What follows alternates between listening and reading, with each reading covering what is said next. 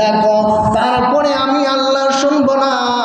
একবার যদি হারাম খাও, একবার যদি তুমি হারাম খাও, এই হারাম খাইয়া যদি তুমি কিয়ামত পর্যন্ত ডাকতে থাকো, তারপরেও আমি আল্লাহ তোমার ডাকে কখনো সাড়া দিব না। এই জন্য আমরা যখন খাবারগুলা খাইব, তখন আমরা হালাল কোনটা হারাম কোনটা আমরা যদি জানি না, তাহলে হুজুরের কাছ থেকে জানবো। হুজুর গো, এই জিনিসটা আমার কাছে ভালো লাগে, বড় টেস্ট লাগে, কিন্তু এই জিনিসটা আমি খাইতে পারবো কিনা তুমি জেনে নাও। জানার পরে যদি হালাল হয় তাহলে খাবে, আর যদি হারাম হয় তাহলে খাবে না।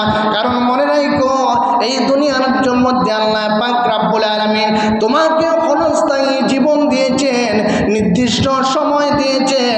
এই নির্দিষ্ট সময়ের ভিতরে তুমি যদি আল্লাহর হুকুম মানতে পারো, আল্লাহর নাম গুণ কীর্তন করতে পারো, তাহলে আল্লাহ পাক রব্বুল আলামিন তোমাকে মায়া করবা, মহব্বত করবা, দুনিয়ার মধ্যে মহব্বত করবা, আল্লাহ পরকালেও মহব্বত করবা।